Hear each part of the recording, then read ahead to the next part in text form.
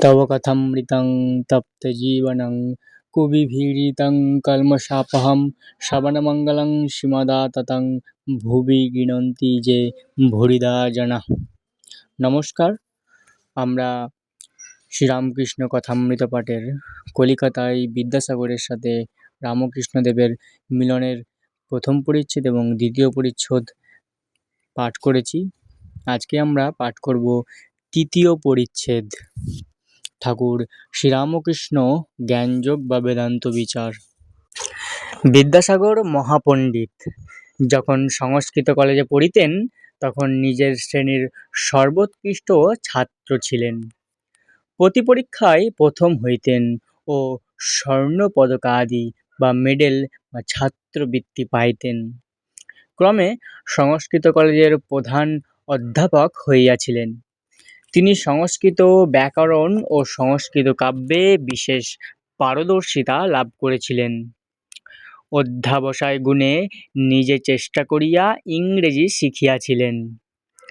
ধর্ম বিষয়ে বিদ্যাসাগর কাহাকেও শিক্ষা দিতেন না। দেখো, অত মহাপণ্ডিত, প্রত্যেকটা ক্লাসে তিনি প্রথম হইতেন এবং মেডেল পেতেন।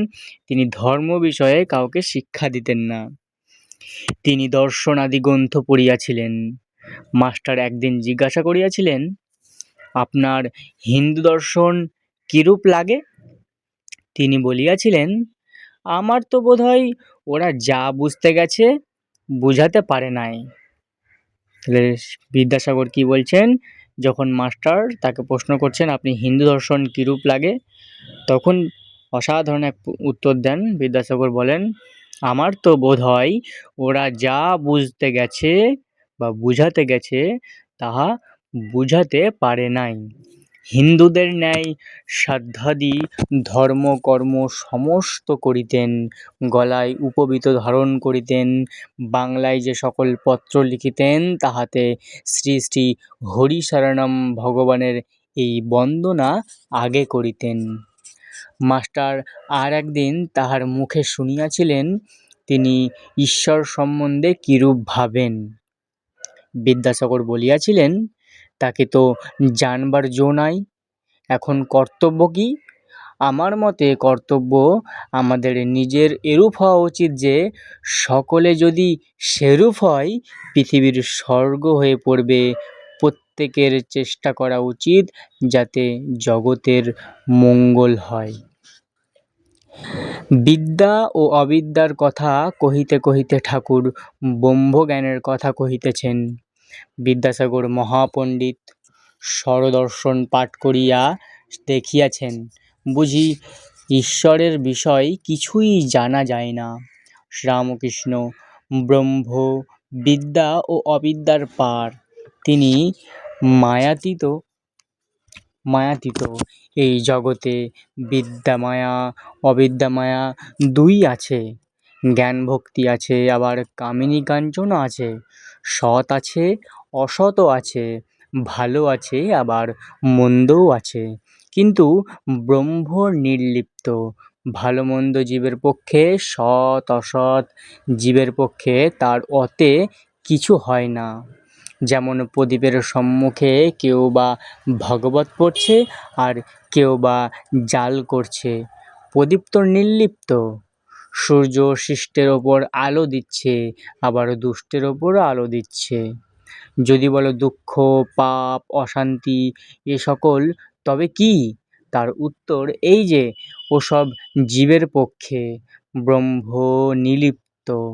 সাপের ভিতরে বিষ আছে, অন্যকে কামড়ালে মরে যায়, সাপের কিন্তু কিছু হয় না। ব্রহ্ম যে কি মুখে বলা যায় না। সব জিনিস উচ্ছিষ্ট হয়ে গেছে। বেদ, পুরাণ, তত্ত্ব, স্বরদর্শন সব এঁটো হয়ে গেছে।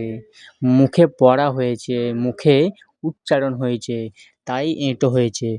কিন্তু একটি জিনিস কেবল অচ্ছিষ্ট হয় নাই, সে জিনিসটি ব্রহ্ম।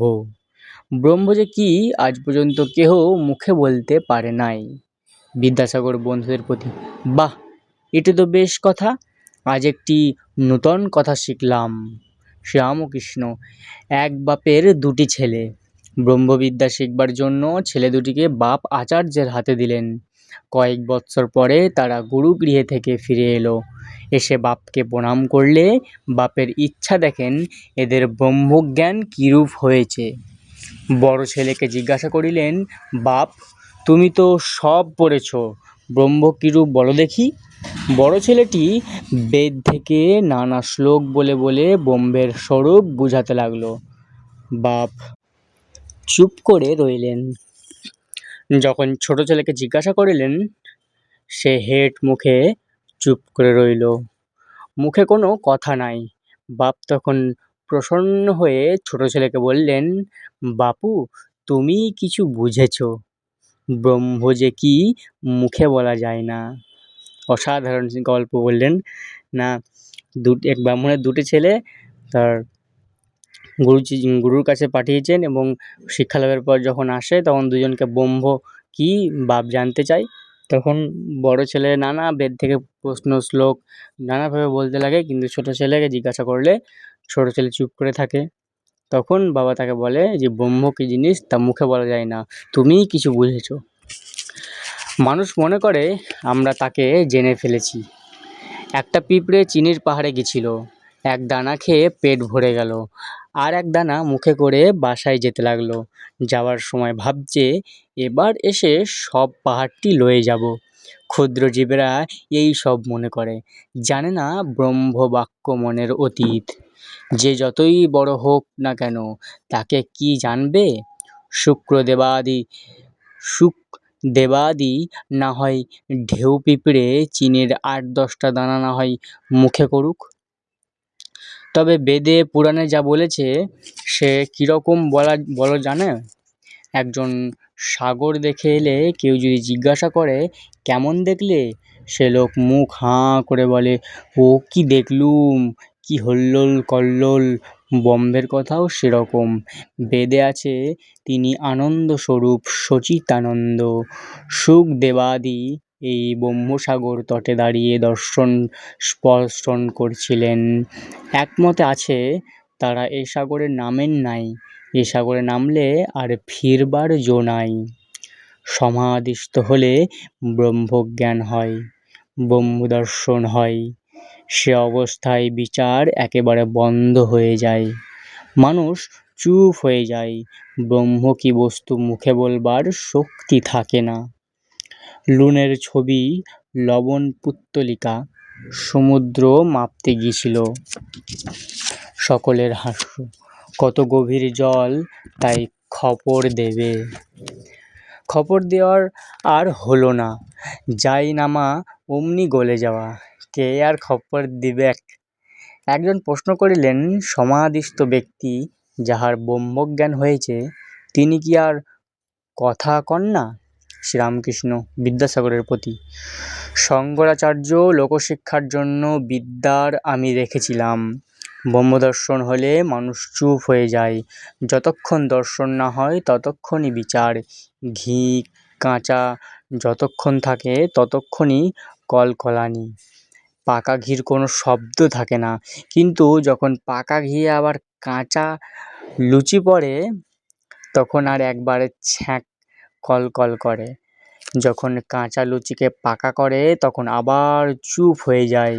তেমনি সমাধিস্থ পুরুষ লোকশিক্ষা দিবার জন্য আবার নেমে আসে, আবার কথা কয়। যতক্ষণ মৌমাছি ফুলে না বসে ততক্ষণ ভন ভন করে, ফুলে বসে মধুপান করতে করতে আরম্ভ করলে চুপ হয়ে যায়। মধুপান করবার পর মাতাল হয়ে আবার কখনো কখনো গুনগুন করে।